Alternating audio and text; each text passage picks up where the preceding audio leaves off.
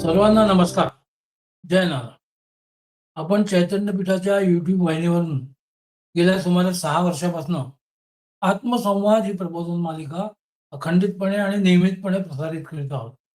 या प्रबोधन मालिकेमध्ये आपले सद्गुरू आदरणीय बाबा महाराज आपल्याला बहुमोल अशा वेगवेगळ्या विषयांवर प्रबोधन करीत असतात. गेल्या सुमारे 94 पुष्पांपासून आदरणीय बाबा महाराज श्री दत्त पुराण याविषयी आपल्याला प्रबोधन करीत आहेत आणि तो ग्रंथ समजावून सांगत आहेत. आत्मसंवादाच्या मागील पुष्पात आदरणीय बाबा महाराज म्हणाले, की मागच्या पुष्पात आपण पाहिले, की महाराजांनी 7व्या अष्टकातल्या 5व्या अध्यायातील शेवटच्या श्लोकात भागवत धर्मातील एक सूत्र सांगितले, की सर्वथा विष्णू चिंतनम. भगवान विष्णूचे जे काही स्वरूप आहे, उदाहरणार्थ श्री दत्तात्रय यांचे चिंतन म्हणजेच भागवत धर्म आहे.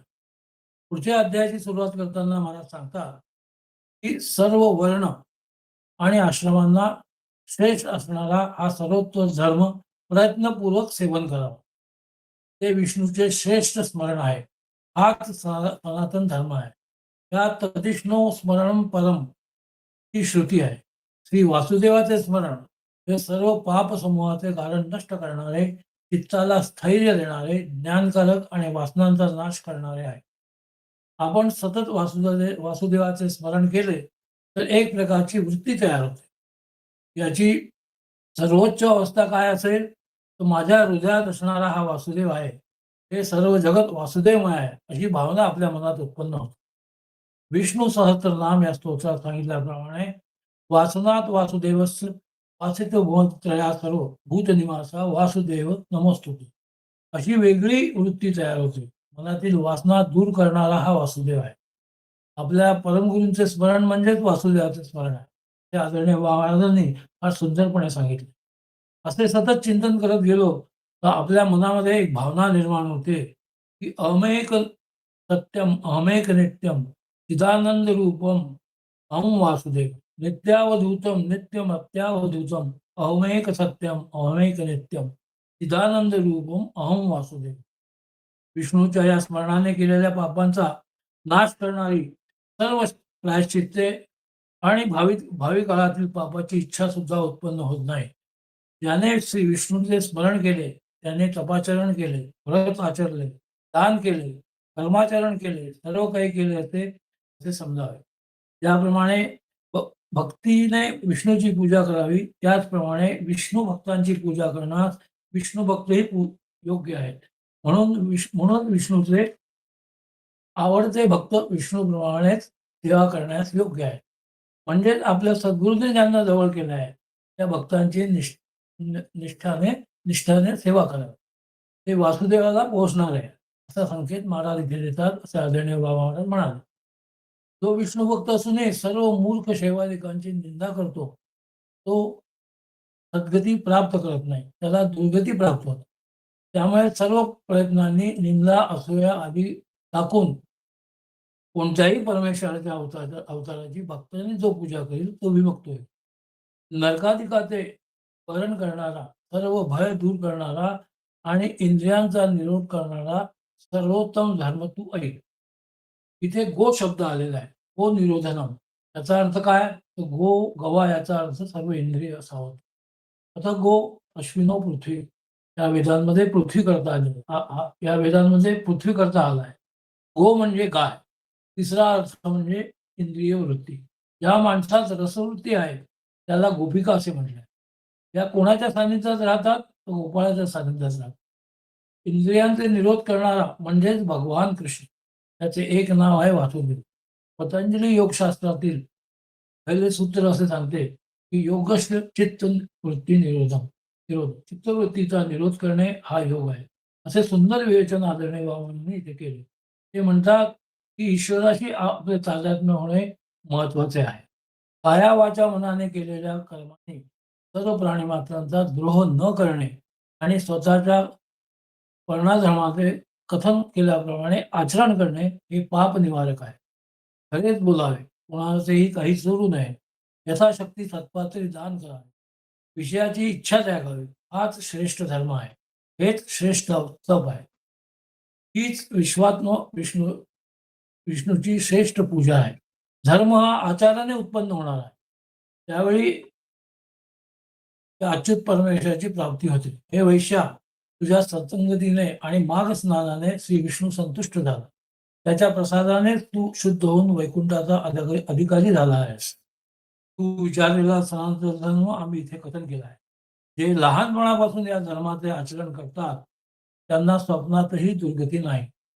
अमृतासारखे त्याचे वचन ऐकून कुंडल स्वतःच्या बंधूची दुर्गती मनात आणून दीनवाणीने म्हणाला, हे देवदूत हो, तुमचे अंतःकरणाला प्रसन्न करणारे मंगलकारी वचन ऐकले. गंगेप्रमाणे ताबडतोब पावहरण करणारी सज्जनांची संगती उत्तम आहे. बोलण्यासाठी आणि उपकार करण्यासाठी सज्जनांचा गुण स्वाभाविक आहे. त्याने सूर्यही शीतल थंड होतो. तेथे तापाने तप्त झाल्यांची काय कथा. येथे सज्जनांच्या सत्पुरुषांच्या सत्संगीचे महत्व महाराजांनी अधोरेखित केले आहे, असे आदरणीय महाराज म्हणाले. देवदूत हो, त्याप्रमाणे माझा भाऊ नरकातून धरला जाईल, तसा काही उद्योग आज करावा. कारण साधू सज्जन हे शहाणे व उदार असतात. केलेले सर्व शुभाशुभ कर्म करताच भोगतो. असे असेल तर दैवयोगाने प्राप्त झालेला होणारा सज्जनांचा अनुग्रह व्यर्थच निष्फळच होय. असे त्याचे वचन ऐकून क्षणभर ध्यान करून त्याच्या मैत्रीने बंधन उत्पन्न झालेले देवदूत त्याच्या भावाच्या मुक्तीचा उपाय सांगते झाले. हे सौम्या, पूर्वी मधुवनात शाकल्य नावाचा ऋषी राहत होता. त्याला अध्ययन यांनी संपन्न असलेले 9 पुत्र होते. त्यापैकी 5 तेजस्वी गृहस्थाश्रमी झाले आणि उरलेले 4 पुत्र संन्यासी, निरीच्छ, त्यागी आणि कोणाकडूनही दान न घेणारे होते. आहारावर नियमन असलेले, जितेंद्रिय व कोणतेही सकाम कर्म न करणारे होते. तसेच कोणतेही शंका नसलेले, निश्चित ज्ञान असलेले, महाव्रताचे आचरण करणारे, मौन धारण करणारे असून भौतिक रूपाला विसरून परमानंदात सुखी झालेले होते. कोणाकडूनही वस्त्राच्छादन, भोजन दिले जाणारे, केव्हाही झोपणारे, असे प्रारब्धाचा उपयोग ते घेत होते. असे हे महात्मे दैवयोगाने तुझ्या मत्स्य देशातील आश्रमात मूर्तिमंत वेताप्रमाणे असलेले ते वैश्वदेव समयी उपस्थित झाले. पूर्वी तू 8व्या जन्मात सच्छील विद्वान महाव्रताचे आचरण करणारा होता. कुटुंबवत्सल ब्राह्मण श्रेष्ठ होता. या अचानक झालेल्या आलेल्या सिद्धांना पाहून त्यांना सामोरे जाऊन नमस्कार करून सद्गत वाणीने प्रार्थना करून तुझ्याकडून अभिवादन केले गेलेले ते तुझ्या घरी थांबले. तुझ्याकडून पूजा झालेले, भोजन केलेले ते आनंदाने ध्यान करीत तुझ्या घरी थांबले. त्यांच्या पाद प्रक्षालनाचे तीर्थ तू प्यालास आणि ते तू आपल्या मस्तकावर धारण केले. त्यामुळे तू केलेल्या स्तुतीमुळे तुझे सर्व पाप नष्ट झाले. त्यांच्या आदर सत्काराने उत्पन्न झालेले पुण्य हे शब्दातीत आहे. भौतिक सृष्टीत प्राणी श्रेष्ठ, त्यामुळे विधिपूर्वक जीविका करणारे त्यापेक्षाही मानव श्रेष्ठ, त्यांच्यापेक्षा ब्राह्मण श्रेष्ठ आणि त्यामध्ये विद्वान ब्राह्मण श्रेष्ठ, त्यांच्यापेक्षा बुद्धीचा निश्चय झालेले श्रेष्ठ आणि त्यांच्यापेक्षा यथाविधी उपासना करणारे श्रेष्ठ, त्यांच्यापेक्षा ब्रह्मवेत्ते श्रेष्ठ, त्याहीपेक्षा परब्रह्म, त्यापेक्षा कोणीही श्रेष्ठ नाही, होणार नाही. म्हणून पाप हरण करणारी चालक असलेली सज्जनांची संगती श्रेष्ठ आहे. अशा प्रकारे तुझ्या पूर्वजन्मात उत्पन्न झालेल्या संचित पुण्याईचे वर्णन इथे केले आहे. अशी सत्संगाची पुण्याई अशा प्रकारे आदरणीय बाबांनी अतिशय सुंदरपणे समजावून सांगितले व आपल्या प्रबोधनाला स्वल्प विराम देताना ते म्हणाले की आचार्यांनी एके ठिकाणी म्हटले आहे, सत्संगते निस्संगत्व निस्संगत्वे निर्मोहम निश्चलम निश्चलते जीवनमुक्त. एवढे थांबून आदरणीय बाबांनी आपल्या प्रबोधनाला पूर्ण विराम.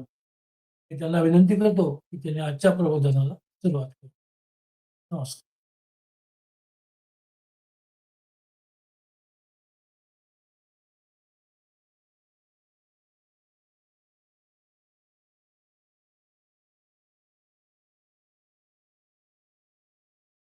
अनुसूयातिसम्भूतो दत्तात्रेयो दिगंबरा मर्त्युगामी स्वभक्तानां उद्धरतां भवसंकटा.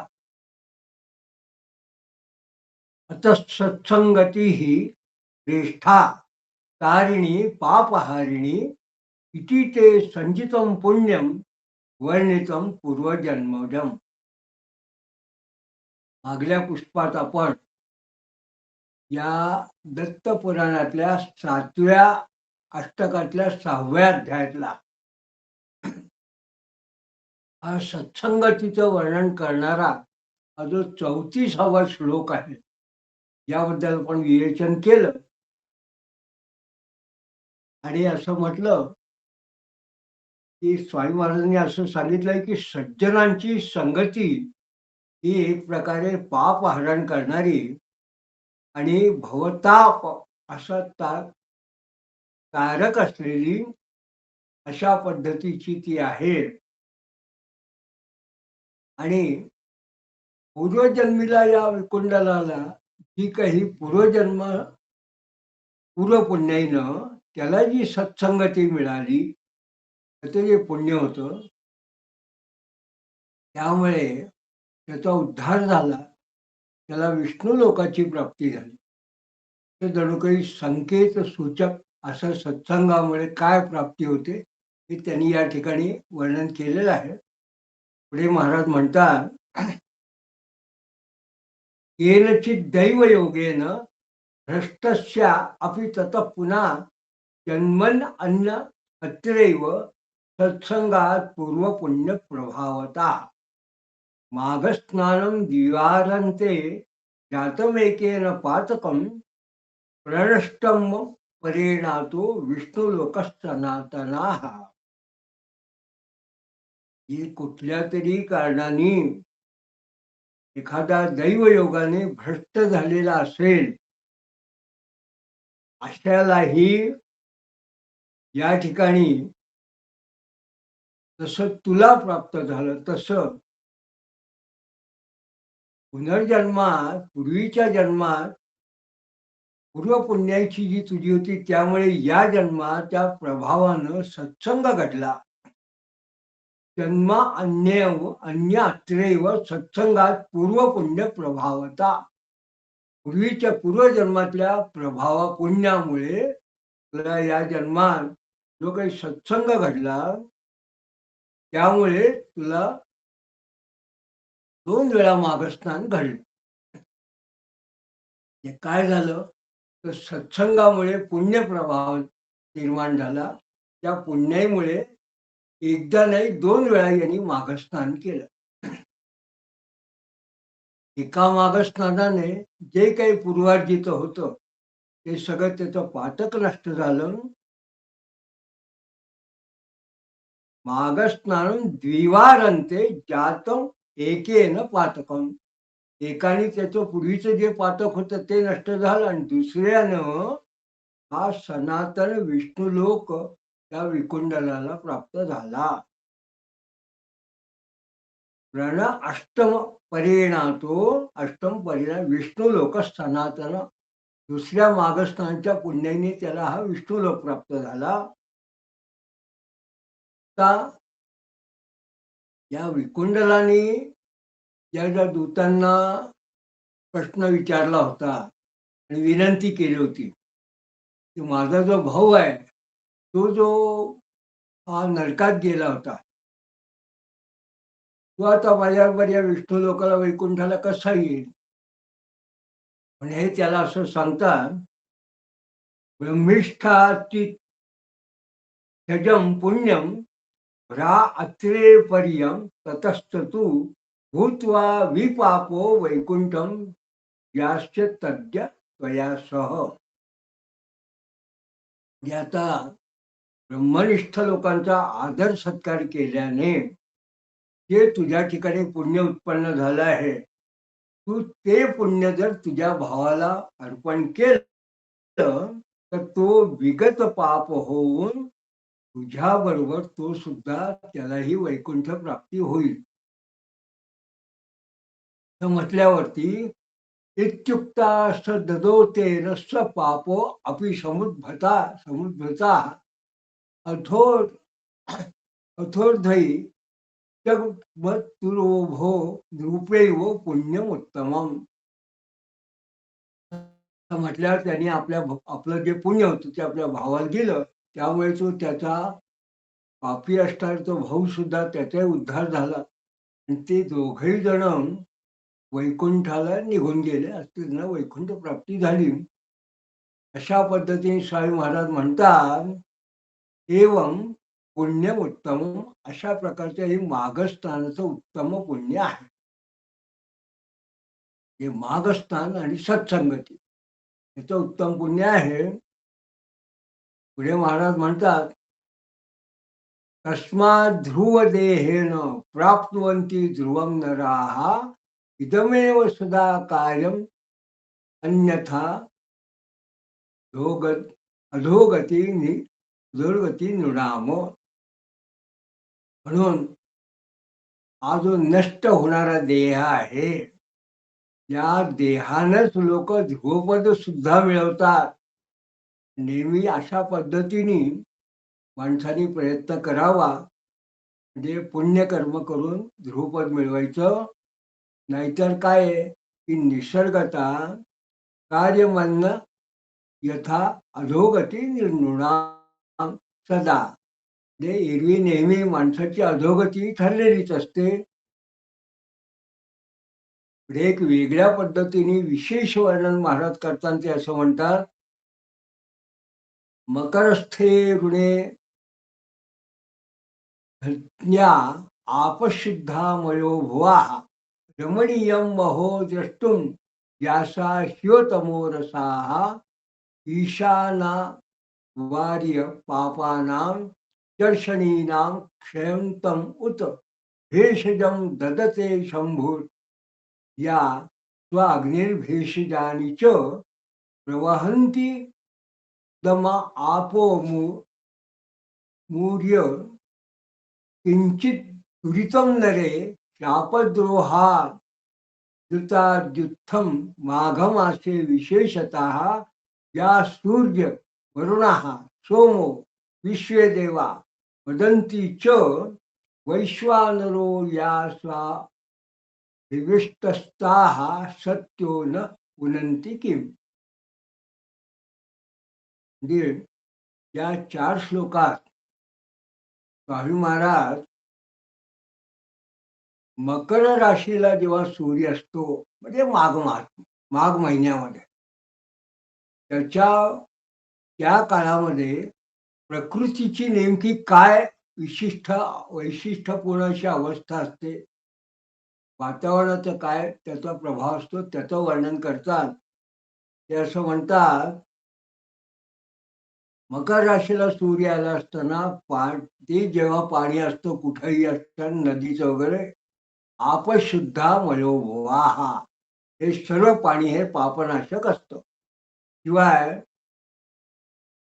रमणीयम महो द्रष्टुम, जमीन सुद्धा रमणीय म्हणजे सुखकारक असते.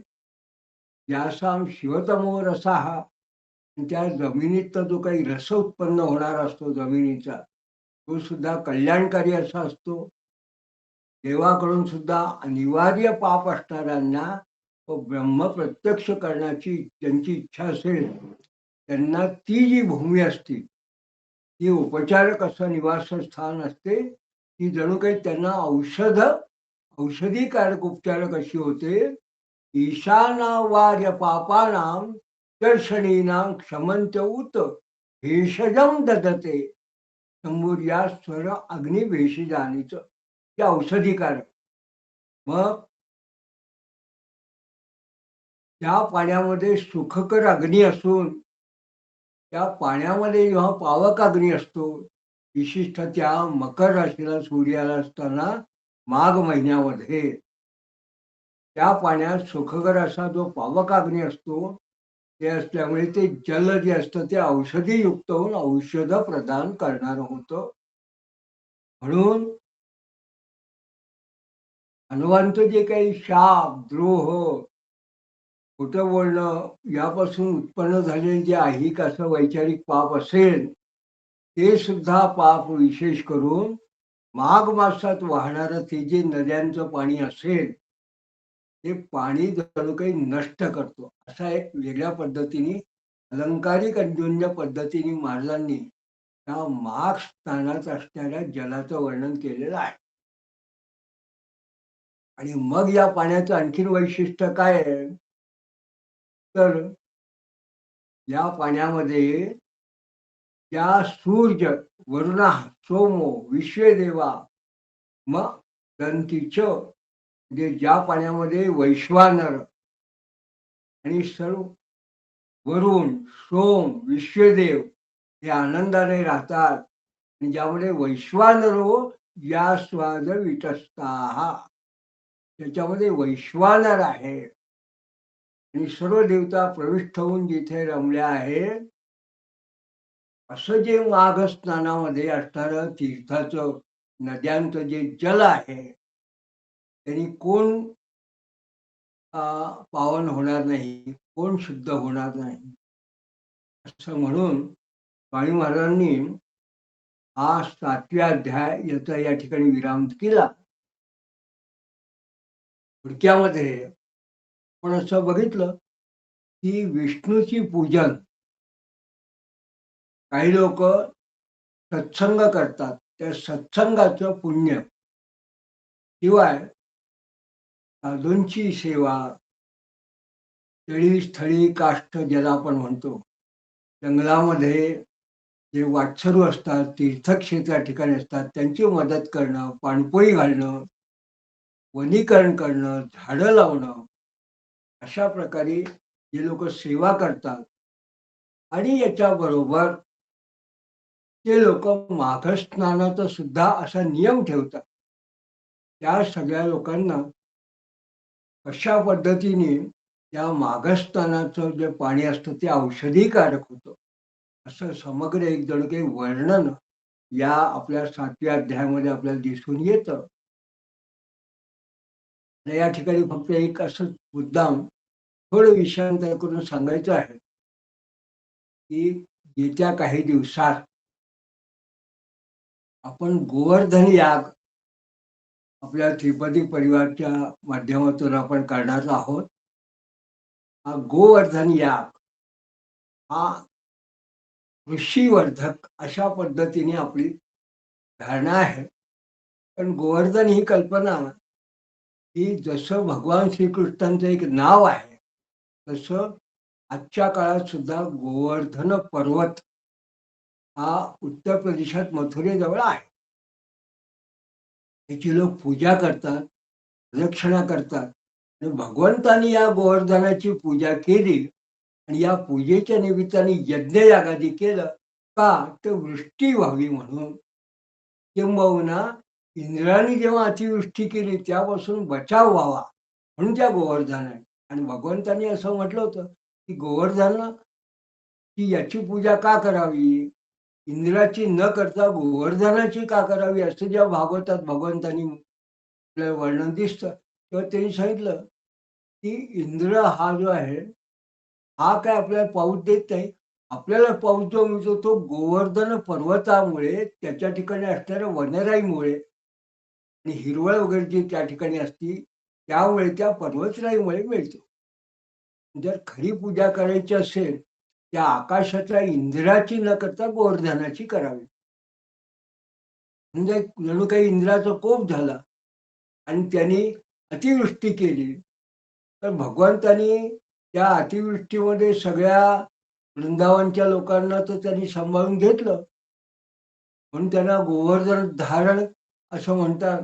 आणि मग सगळ्यांनी मिळून जेव्हा गोवर्धनाची स्तुती केली, पूजा केली आणि यज्ञ केला तो कशा करता की सगळ्या दूर दृष्टी सुद्धा व्यवस्थित राहावी, दृष्टी उत्पन्न जी झालेली आहे ती सुद्धा व्यवस्थित आपल्याला उपकारक अशी असावी, धनधान्याने परिपूर्ण असावी, वनराई उत्तम असावी, जंगल उत्तम असावं आणि शेती वगैरे हा सगळा भाग धनधान्य हे सगळं उत्तम होण्याकरता गोवर्धनाची पूजा आपल्याला करावी.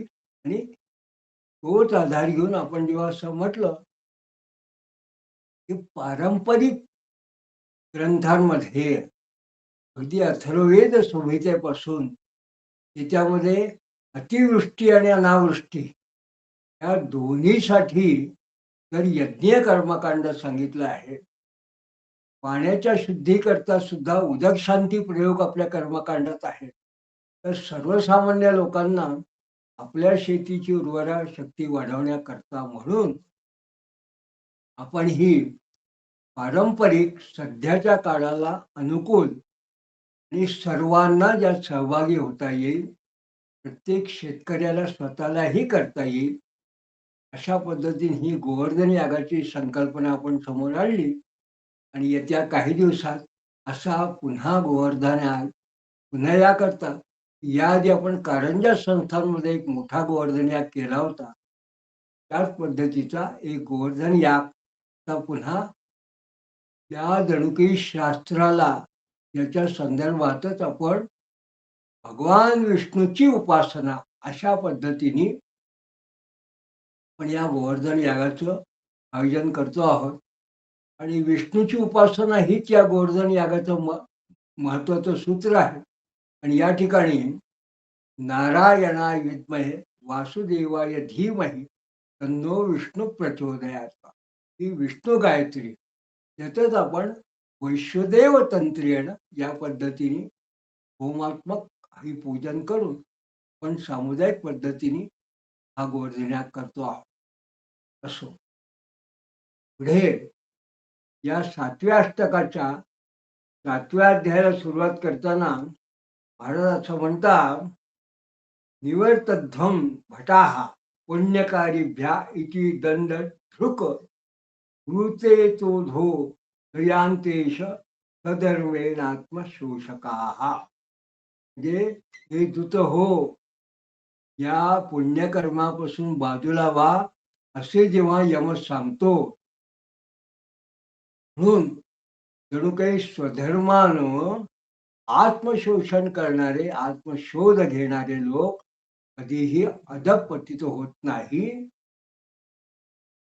आणि अगदी या ठिकाणी आपण जसं म्हणतो की संक्षिप्त आपण काय करू शकतो, नाही संपूर्ण प्रयाग तीर्थात जाणं झालं, नाही एखाद्या नदी तीरात जाणं झालं, नाही पूर्ण महिनाभर आपण मार्गस्नान करू शकलो, ते सांगतात प्रसंगेन त्र्यहं स्नानात अपि नाधो वज्रे नराः भक्त्यांच विधिवत स्नानात प्रथम मागे तधोगती. म्हणजे एखाद्या निमित्ताने 3 दिवस स्नान जर केलं माघ महिन्यामध्ये माघ स्नान, तरी माणूस अधपतित होत नाही. तर एखाद्याने भक्तिपूर्वक माघ महिन्यात यथाविधी स्नान केल्यानं तो त्याला अधोगती कशी होईल. म्हणून संस्नाना दुदेतेरके अर्के अर्धे माघे माघा अपा अधापि तस्माद्राजेंद्र विधिना माघ स्नानंच रे अन्नरे नराहा. म्हणजे माघ महिन्यात अर्धा सूर्योदय झाला असता एखाद्या पापग्न मनुष्याने सुद्धा स्नान जर केलं तर तो निष्पाप होतो.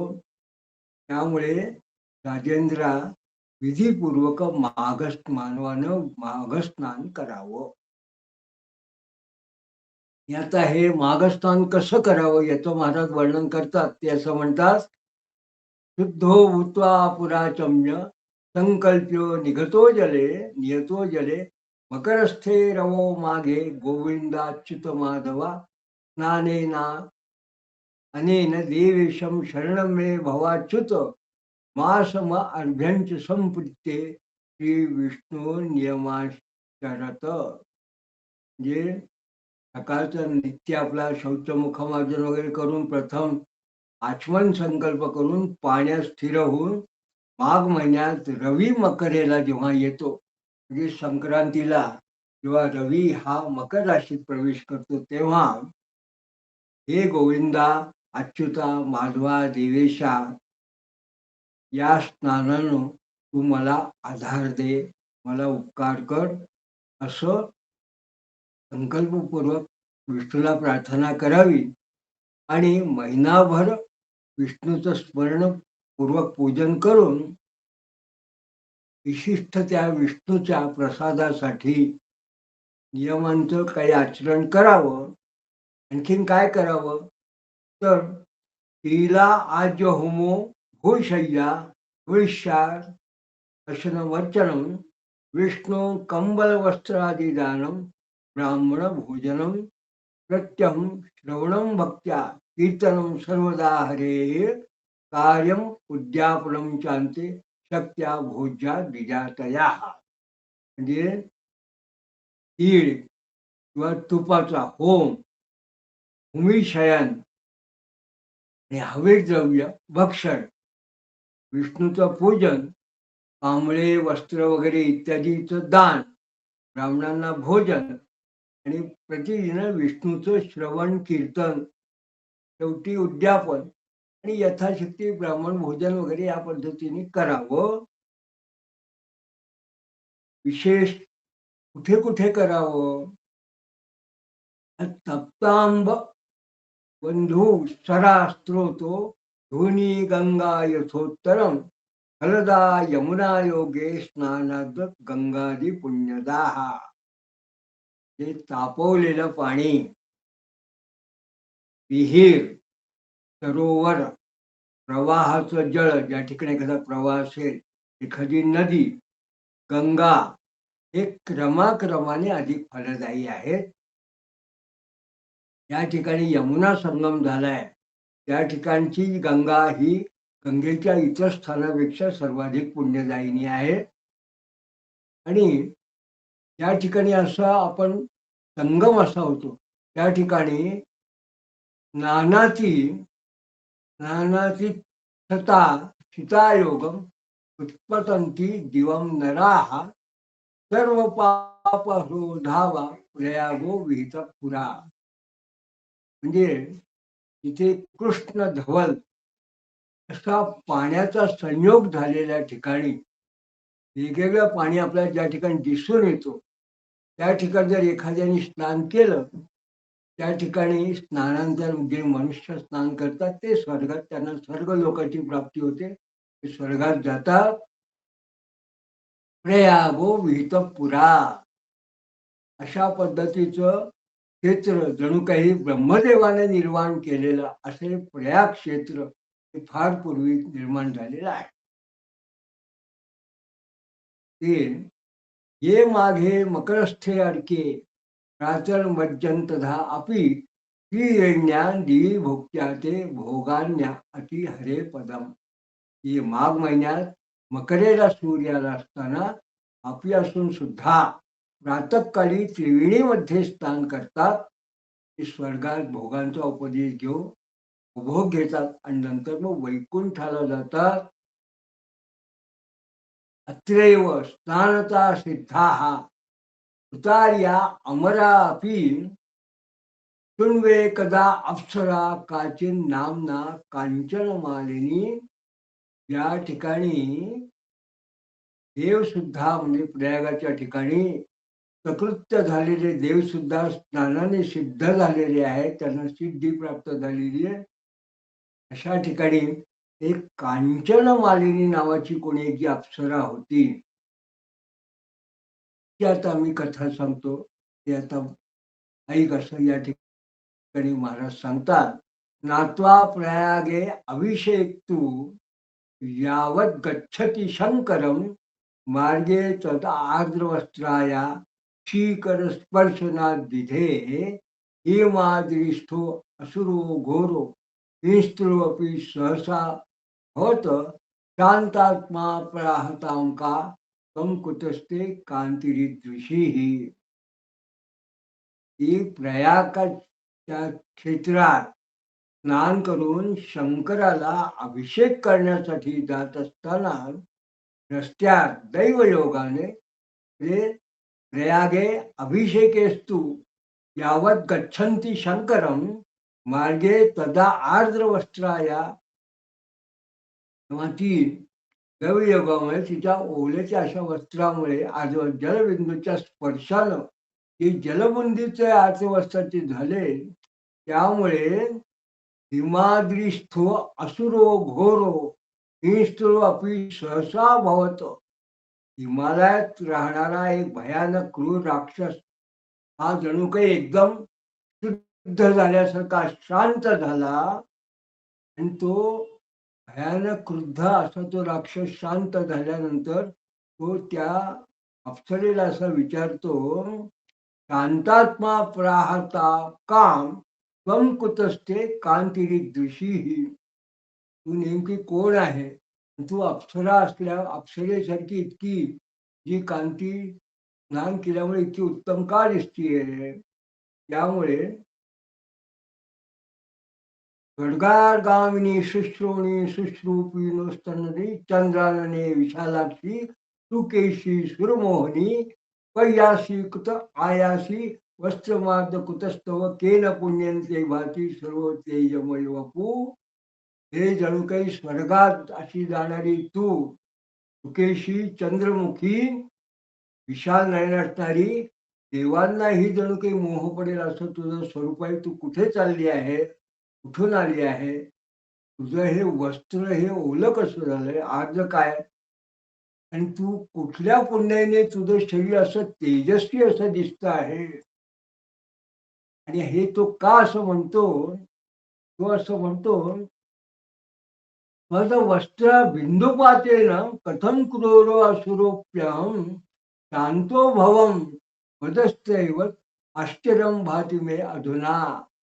तुझ्या त्या आर्द्र ओल्या वस्त्राच्या पाण्याच्या थेंबानं, फक्त थेंब जे माझ्यावर उडाले त्या थेंबाने मी माझं क्रूर असं जे दैत्य मी असून सुद्धा माझं क्रूर पण मी विसरलो, मी शांत झालो. तेव्हा मला याचं आश्चर्य वाटतं की हे असं का झालं. आणि तुझ्या ठिकाणी असणारा हा जो विशेष महिमा आहे की तुझ्या वस्त्राचा नुसता थेंब जणू काही आमच्या अंगावर पडला त्यामुळे मी जसा शुद्ध झालो आहे. हा जो महिमा कोयम तवांग महिमा महादेवी ती भाषी में दूरस्य मे अन्यथा शांती कथम लोके की सुंदरी. हा तुझ्या ठिकाणी असणारा महिमा कुठून मला तुला मिळाला? मला तर तू महादेवी अशीच वाटते. हे सुंदरी त्रिलोकातली, दूर असलेल्या मला त्याशिवाय शांती मला कशी लाभेल? कारण तू खरोखर महादेवीच आहे.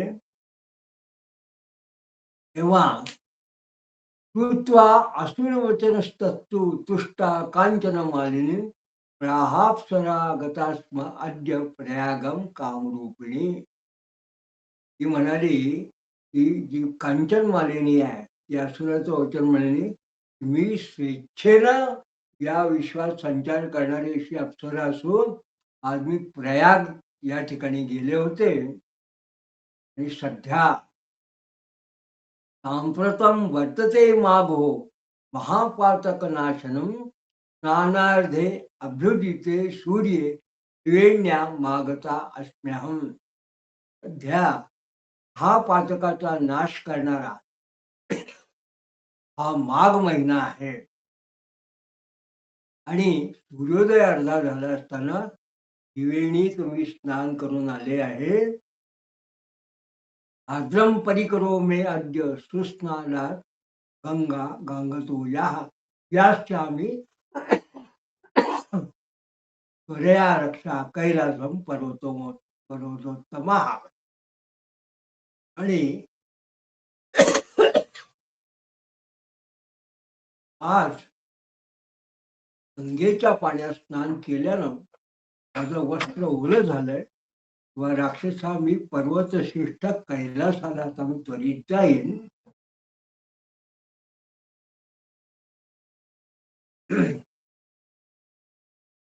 तत्रस्ते पार्वतीनाथ सर्वदेव नमस्कृत तम पूजमी इतुमिशानु स्मरयाम्य धुनासुराः.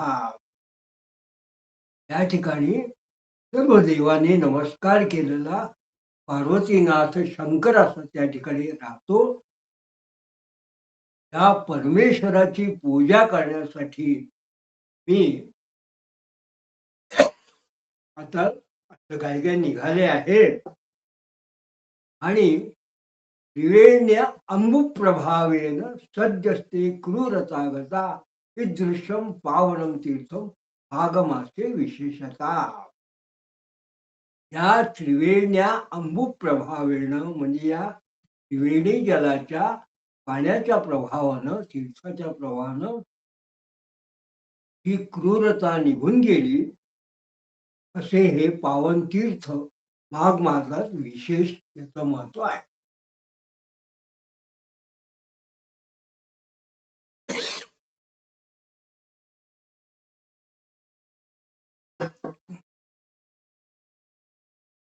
तर